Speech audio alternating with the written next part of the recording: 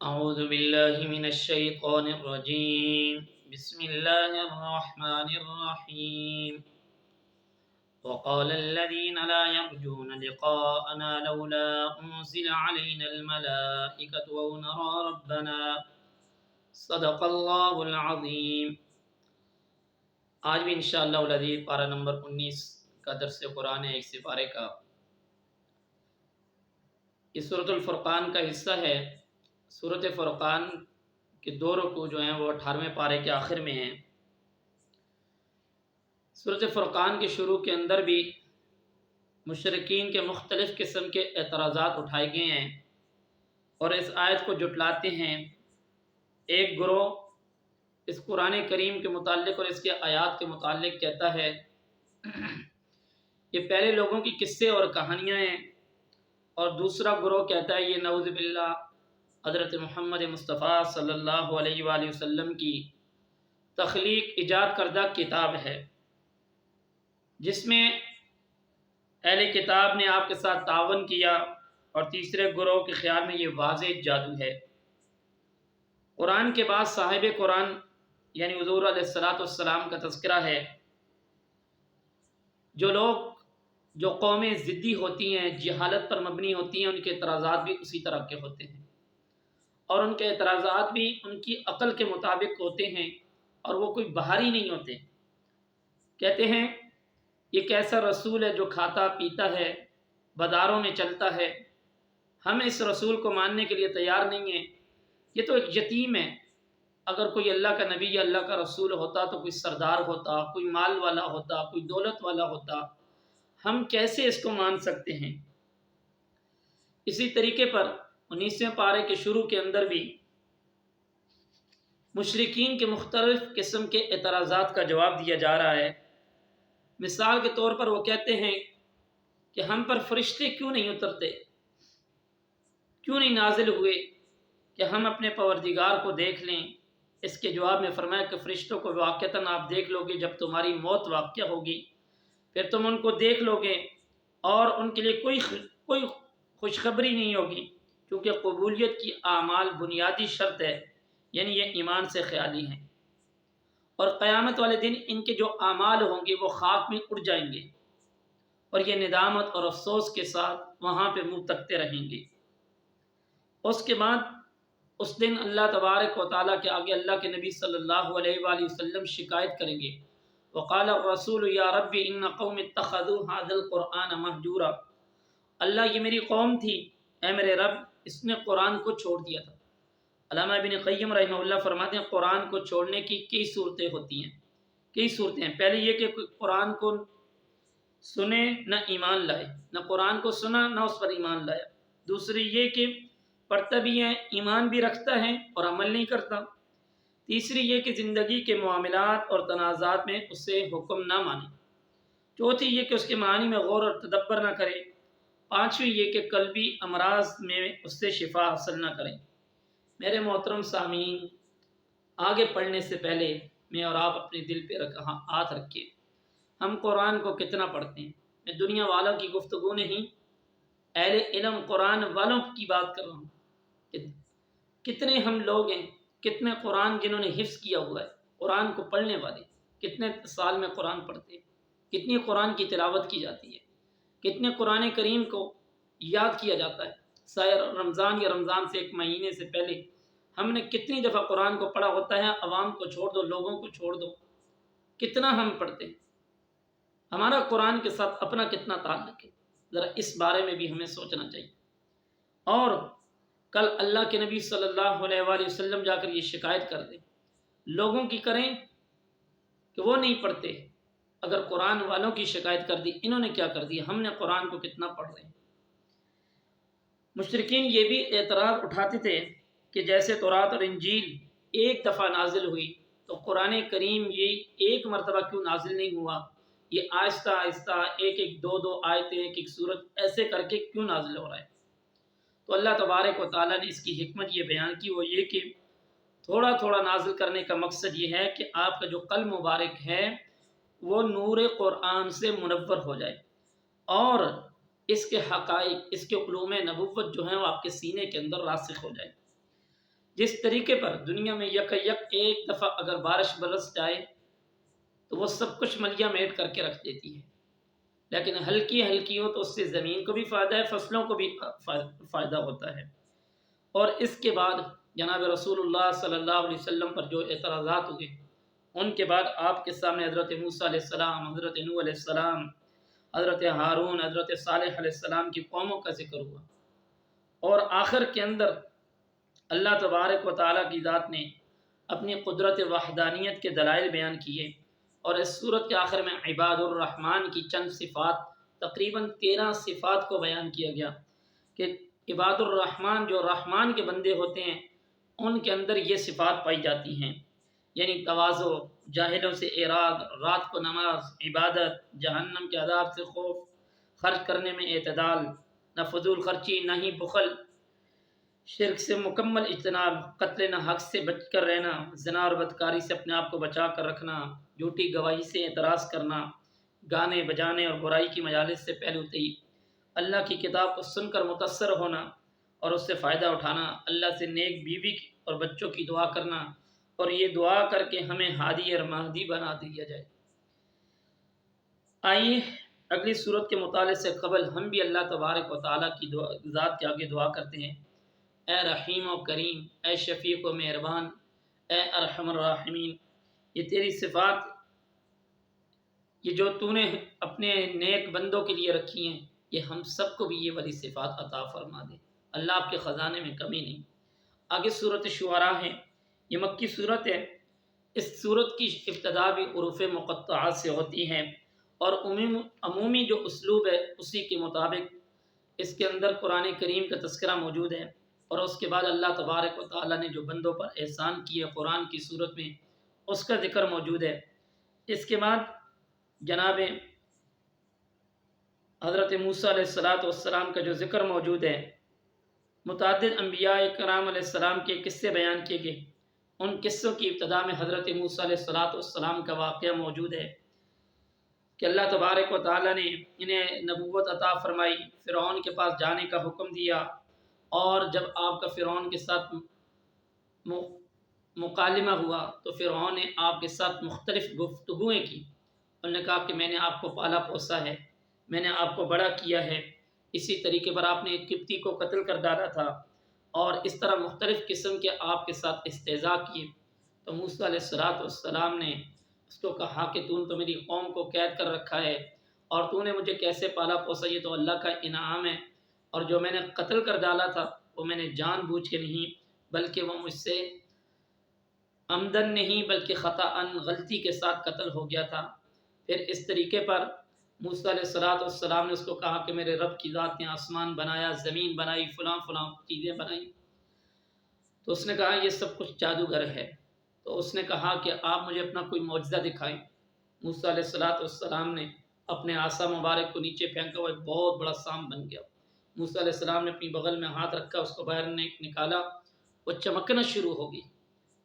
تو اس نے اپنے درباریوں کو بلا کر کے جب یہ صورتیں کی تو وہاں کے جو جادوگر تھے انہوں نے اپنا اپنا منتر، اپنا اپنا جادوگر دکھایا، لیکن موسیٰ علیہ السلام نے جیسے ہی لاٹھی وہ پھینکی تو جتنا بڑا سانپ بنا اس نے ان کے سب جادوگروں کے اس جادو کو توڑ کے رکھ دیا، اور وہ موسیٰ علیہ السلام پہ ایمان لے آئے، اور وہ موسیٰ علیہ السلام کا دشمن بن گیا۔ تو پھر موسیٰ علیہ السلام نے مصر سے راتوں رات وہاں سے اپنے ماننے والوں کو نکالا، اور وہاں سے نکل پڑے۔ فرعون کو پتہ چلا، یہ وہاں پہ دریا میں ان کے پاس آ گیا۔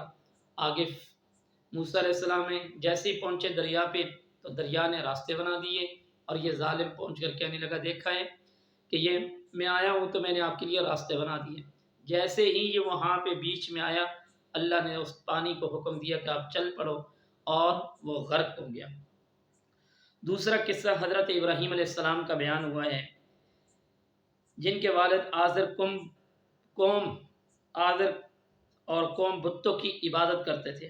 آپ نے ان کی بڑی حکمت کے ساتھ توحید کے دلائل دیے کہ میرا اللہ تعالی خالق ہے، مالک ہے۔